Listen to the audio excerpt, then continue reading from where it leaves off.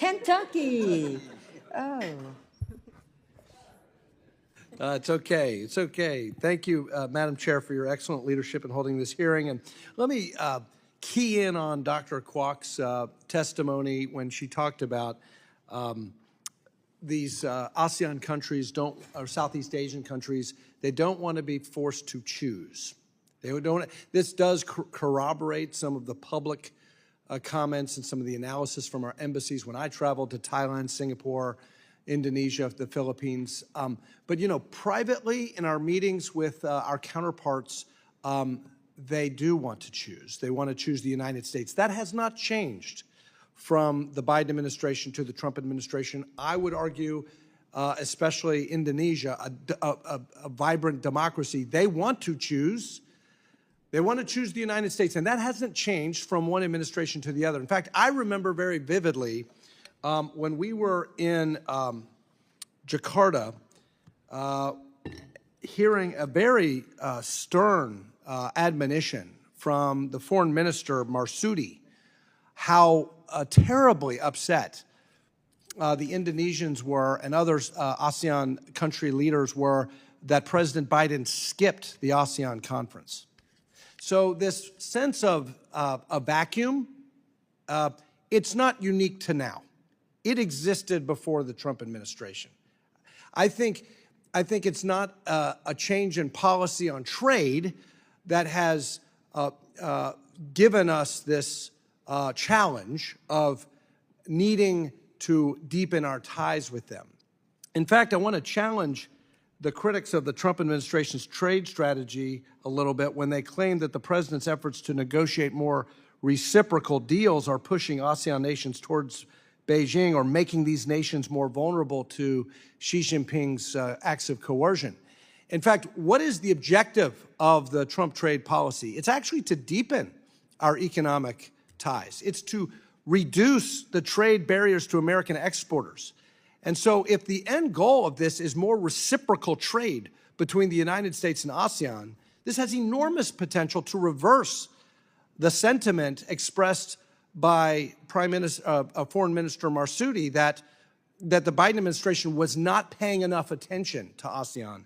So Ms. Weisel, I totally agree with your testimony when you talk about a regional agreement that should consolidate and expand ASEAN commitments to eliminate tariff and non-tariff barriers in goods and services across the region. You say it also should require new commitments on customs and trade remedies. And then you say, in exchange, the United States should gradually eliminate tariffs on imports from Southeast Asian partners to the agreement. That sounds exactly like the America First trade policy. We're asking them to lower their trade barriers to American exporters, and in exchange, we will reduce tariffs on them. Why does this policy not create an opportunity for greater economic integration between the United States and ASEAN to the detriment of the malign influence of Beijing?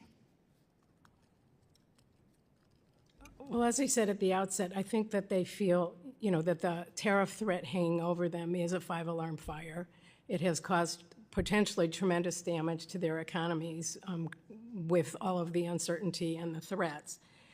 I think that all of the ASEAN countries do indeed want to engage more deeply with the United States. They want to have greater economic cooperation, but they want to do so as equal partners in this negotiation. So as we look to see areas where we can cooperate, they would like to see reciprocal access. In other words, they would take on the rules that we are pushing and in areas that are really important to us across the range of economic areas, when we talk about customs and digital trade and all of these areas that are important to the United States, but in exchange, they would like something in return. And I'm running out of time, but I take your testimony in good faith that you argue that the Trump policy does have the opportunity to open up U.S. exports to Southeast Asia, but you still maintain that they will de-risk from the United States as a result of this. I'm not sure that's necessarily true. If we get better, more integrated economic deals as a result of the policy, I think they will de-risk from China. I don't have much time left, but I would love, maybe in a second round, Madam Chair, to talk about outbound investment into China and what's going to replace that if we restrict outbound investment in China. Does that create opportunities for a more U.S. investment into ASEAN as a way to relocate supply chains? My ranking member has just left for another engagement, and I wasn't planning on doing a second round, if you don't mind.